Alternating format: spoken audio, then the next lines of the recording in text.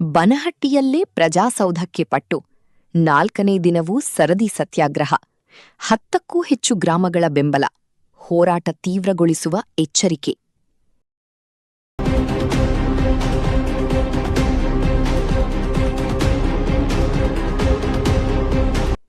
ಪ್ರಜಾಸೌಧ ಬನಹಟ್ಟಿಯಲ್ಲೇ ನಿರ್ಮಾಣ ಮಾಡಬೇಕು ಎಂದು ಆಗ್ರಹಿಸಿ ನಡೆಯುತ್ತಿರುವ ಸರದಿ ಸತ್ಯಾಗ್ರಹ ಇಂದು 4ನೇ ದಿನಕ್ಕೆ ಕಾಲಿಟ್ಟಿದೆ.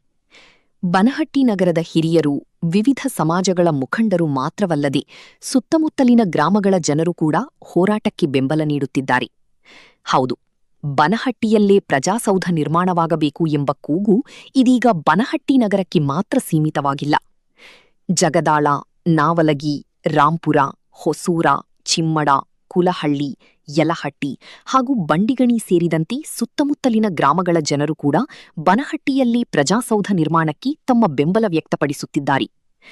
ಬನಹಟ್ಟಿ ನಗರದಲ್ಲಿ ವಿವಿಧ ಸರ್ಕಾರಿ ಆಸ್ಪತ್ರೆಗಳು, ತಹಸೀಲ್ದಾರ್ ಕಚೇರಿ, ಕೆಎಂಎಫ್ ಹಾಲಿನ ಡೇರಿ ಸೇರಿದಂತೆ ಹಲವು ಪ್ರಮುಖ ಸರ್ಕಾರಿ ಹಾಗೂ ಸಾರ್ವಜನಿಕ ಸೇವಾ ಸಂಸ್ಥೆಗಳು ಕಾರ್ಯನಿರ್ವಹಿಸುತ್ತಿವೆ. ಇದರ ಜೊತೆಗೆ ಬನಹಟ್ಟಿ ನಗರವು ಉತ್ತಮ ಉದ್ಯೋಗ ಹಾಗೂ ವ್ಯಾಪಾರ ವಹಿವಾಟಿನ ಕೇಂದ್ರವಾಗಿ ಬೆಳೆಯುತ್ತಿದ್ದು, ಸುತ್ತಮುತ್ತಲಿನ ಗ್ರಾಮಗಳ ಜನರು ತಮ್ಮ ವಿವಿಧ ಕೆಲಸಗಳಿಗಾಗಿ ಬನಹಟ್ಟಿಗೆ ಆಗಮಿಸುತ್ತಾರೆ. ಹೀಗಾಗಿ ಜನರ ಅನುಕೂಲಕ್ಕಾಗಿ ಬನಹಟ್ಟಿ ನಗರದಲ್ಲಿ ಪ್ರಜಾಸೌಧ ನಿರ್ಮಾಣ ಮಾಡಬೇಕು ಎಂಬುದು ಹೋರಾಟಗಾರರು ಹಾಗೂ ಸಾರ್ವಜನಿಕರ ಪ್ರಮುಖ ಬೇಡಿಕೆಯಾಗಿದೆ. ಈ ಹೋರಾಟಕ್ಕೆ ದಿನದಿಂದ ದಿನಕ್ಕೆ ಬೆಂಬಲ ಹೆಚ್ಚಾಗುತ್ತಿದೆ. ವಿವಿಧ ಸಂಸ್ಥೆಗಳು, ಸಮುದಾಯದ ಮುಖಂಡರು, ವೈದ್ಯರು, ನೇಕಾರರು, ಆಟೋ ಚಾಲಕರು ಹಾಗೂ ಇನ್ನಿತರ ಸಂಘಟನೆಗಳು ಮತ್ತು ಸಾರ್ವಜನಿಕರು ಪ್ರಜಾಸೌಧ ಬನಹಟ್ಟಿಯಲ್ಲಿ ನಿರ್ಮಾಣ ಮಾಡಬೇಕು ಎಂಬ ಬೇಡಿಕೆಗೆ ಬೆಂಬಲ ನೀಡುತ್ತಿದ್ದಾರೆ. ಇಂದು 4ನೇ ದಿನದ ಸರದಿ ಸತ್ಯಾಗ್ರಹದಲ್ಲೂ ವಿವಿಧ ಸಮುದಾಯಗಳ ಹಿರಿಯರು ಹಾಗೂ ಮುಖಂಡರು ಭಾಗವಹಿಸಿ ಹೋರಾಟಕ್ಕೆ ಕೈಜೋಡಿಸಿದ್ದಾರೆ. ಇನ್ನು ಸರ್ಕಾರ ಬನಹಟ್ಟಿ ನಗರದಲ್ಲಿ ಪ್ರಜಾಸೌಧ ನಿರ್ಮಾಣಕ್ಕೆ ಕ್ರಮ ಕೈಗೊಳ್ಳದಿದ್ದರೆ ಹೋರಾಟವನ್ನು ಮತ್ತಷ್ಟು ತೀವ್ರಗೊಳಿಸುವುದಾಗಿ ಪ್ರತಿಭಟನಾಕಾರರು ಎಚ್ಚರಿಕೆ ನೀಡಿದ್ದಾರೆ. ಬನಹಟ್ಟಿಯಲ್ಲಿ ಪ್ರಜಾಸೌಧ ನಿರ್ಮಾಣವಾಗಬೇಕು. ನಮ್ಮ ಬೇಡಿಕೆಗೆ ಸರ್ಕಾರ ಸ್ಪಂದಿಸದಿದ್ದರೆ ಮುಂದಿನ ದಿನಗಳಲ್ಲಿ ಉಗ್ರ ಹೋರಾಟ ನಡೆಸಲಾಗುವುದು. ಅಗತ್ಯವಿದ್ದರೆ ಉಪವಾಸ ಸತ್ಯಾಗ್ರಹಕ್ಕೂ ಮುಂದಾಗುತ್ತೀವಿ ಎಂದು ಪ್ರತಿಭಟನಾಕಾರರು ಎಚ್ಚರಿಸಿದ್ದಾರೆ. ಒಟ್ಟಿನಲ್ಲಿ ಬನಹಟ್ಟಿಯಲ್ಲಿ ಪ್ರಜಾಸೌಧ ನಿರ್ಮಾಣವಾಗಬೇಕು. ನಮ್ಮ ಸಮಾಜಕ್ಕೆ ಎಷ್ಟು ಮಂದಿನ ಕರಿತೀರಿ ಅಷ್ಟು ಮಂದಿ ಗೊತ್ತು. ನೀವೇನೇ ಹೇಳ್ತಾರ ಮಾಡ್ಕೊಳ್ತಂದ ನಾವು ಅತ್ಯಾಚಾರ ಮಾಡಕ್ತಿಲ್ಲ, ಅನಾಚಾರ ಮಾಡಕ್ತಿಲ್ಲ. ನಾವು ಹೇಳ್ತಕ್ಕಂಥದ್ದು ಬನಹಟ್ಟಿ ಒಳಗೆ ಪ್ರಜಾಸೌಧ ಆಗ್ಬೇಕಂತಕ್ಕಂಥ ಮಾತಲ್ಲಿ ಹೇಳ್ಬೇಕಾಗ್ತದೆ. ಯಾರು ಹೆದರ್ಕೋಬೇಡ್ರಿ, ಏನೇ ಆಗಲಿ ಅದು ನಮ್ಮ ಜೀವ ಆಗಲಿ, ಪ್ರಜಾಸೌಧ ನಿರ್ಮಾಣ ಆಗಲೇಬೇಕು. ಈ ವೇದಿಕೆ ಮೇಲೆ ಯಾವುದೇ ರಾಜಕಾರಣಿ ಬರಲಿ, ಅವರು ಅನುಮತಿ ಪತ್ರ ಹಿಡ್ಕೊಂಡು ಇಲ್ಲಿ ಬಂದು ಭಾಷಣ ಮಾಡಲಿ. ಇಲ್ಲಿಲ್ಲ ಅಂದ್ರೆ ಯಾವುದೇ ಎಲೆಕ್ಷನ್ ಬರಲಿ, ಯಾವುದೇ ಚುನಾವಣೆ ಬರಲಿ, ಅದನ್ನ ನಾವು ಬಹಿಷ್ಕಾರ ಹಾಕೋಣ. ಯಾರು ಒಂದು ಹೋಟ್ ಹಾಕೋಬೇಡ. ಆ ಪ್ರಜಾಸೌಧ ಯಾವ ಸಮಿತಿ ಐತಿ ಅದ್ರ ಸಲುವಾಗಿ ಒಬ್ಬರು ನಿಲ್ಸಲು ಅವ್ರ ವಿಧಾನಸೌಧನ್ಯಾಗ ಹೋಗ್ಲಿ, ನಮ್ಗೆ ಕೆಲಸ ಮಾಡ್ಲಿ. 50,000 ಓಟದವ ಬನಟ್ಟು, ಯಾರು ಅಂಜಬೇಡ್ರಿ. ನಾವು ಆರಿಸ್ಬೇಕು. ಯಾವ ಪಕ್ಷ ಬೇಕಾದ ಪಕ್ಷ ಇರಲಿ, ಯಾವ ಬೇಕಾದ ಪ್ರತಿನಿಧಿ ಇರಲಿ, ಇಲ್ಲಿ ಬರಬೇಕಾದ್ರೆ ಗಂಡಸ್ಥಾನ ಬೇಕು. ಯಾವ ಗಂಡಸ್ಥಾನ ಅಂತಂದ್ರೆ ಪ್ರಜಾಸೌಧ ನಿರ್ಮಾಣದ ಅನುಮತಿ ಪತ್ರ ಬೇಕು.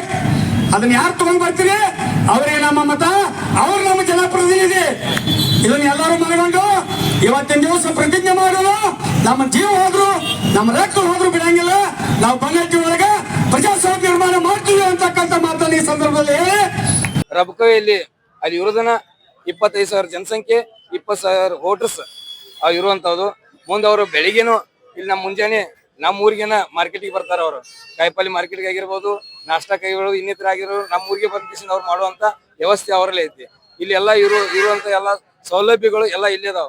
ಇದ್ರು ಕೂಡ ಅವರು ಬಂಡು ಹೋರಾಟ ಮಾಡ್ಕೊಂಡು ಕಿಸಿಂದ ನಾವು ರಬಕೈಗೆ ಒಯ್ತೀವಿ ಅನ್ನೋ ಅವ್ರದ್ದು ಬಂಡು ಹೋರಾಟ ಐತಿ.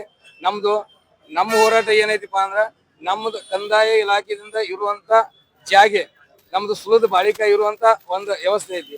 ಅಂತ ಜಾಗವನ್ನ ನಿರ್ಲಕ್ಷ್ಯ ಮಾಡಿ ಯಾವುದೋ ಒಂದು ಒತ್ತಡಕ್ಕೆ ಮನದು ಅವರು ಅಧಿಕಾರಿಗಳು ಅವರು ರಬಕೈಗೆನ ಮನಿ ಹಾಕ್ತಾ ಇದ್ದಾರ. ಮತ್ತು ರಬಕೈಗೆನೆ ಮಾಡೋದಾದ್ರೆ ನಮ್ಮ 50,000 ವೋಟರ್ಸ್ ಇರುವಂತ ಊರಿಗೆ ನಮ್ಮ ನಗರಸಭೆಯನ್ನ ಮತ್ತು ನಮಗ ಸಪ್ರೇಟ್ ಆಗಿ ಮಾಡಿಕೊಡುವಂತ ಮತ್ತೊಂದು ಹೋರಾಟ ಮಾಡ್ಬೇಕಾಗತ್ತೆ ನಾವು. ಮತ್ತ ಅವ್ರು ಮಾಡ್ಕೊಳ್ಳಿ, ನಾವು ಮಾಡ್ಕೊಳ್ಳಿ ಅದನ್ನು ಒಂದು ನಾವು ಮಾಡೋರ ಹೋರಾಟ. ಅದಕ್ಕೆ ಅವರು ಎಲ್ಲಾ ಅಧಿಕಾರಿಗಳು ಎಲ್ಲಾನು ಮನಗಂಡು ಇನ್ನೊಮ್ಮೆ ಸರ್ವೆ ಮಾಡ್ಲಿ. ಅವರು ಊರ ರಬಕೈ ದೊಡ್ಡದೈತೋ, ಬನಹಟ್ಟಿ ದೊಡ್ಡದೈತೋ, ಇನ್ನು ರಬಕೈ ಒಳಗೆ ಸೌಲಭ್ಯ ಇದಾವು, ಬನಹಟ್ಟಿ ಒಳಗೆ ಸೌಲಭ್ಯ ಇದಾವು, ಅವರು ತೀಕ್ಷ್ಣವಾಗಿ ವಿಚಾರ ಮಾಡಿ ಕಿಸಿಂದ ಅವರು ಸೂಕ್ತ ನಿರ್ಧಾರ ತಗೋಬೇಕಂತ ನಾವು ಈ ಪ್ರಜಾಸೌಧ ಹೋರಾಟ ಸಮಿತಿಯಿಂದ ಅವರಲ್ಲಿ ಇನ್ನೊಂದ್ಸಲ ನಾವು ಅವ್ರಿಗೆ ಮನವಿ ಮಾಡ್ಕೋತೀವಿ. ಮತ್ತೆ ಆರಿಸಬೇಕು, ಯಾವ ಪಕ್ಷ ಬೇಕಾದ ಪಕ್ಷದವ್ರು ಇರ್ಲಿ, ಯಾವ ಬೇಕಾದ ಪ್ರತಿನಿಧಿ ಇರ್ಲಿ,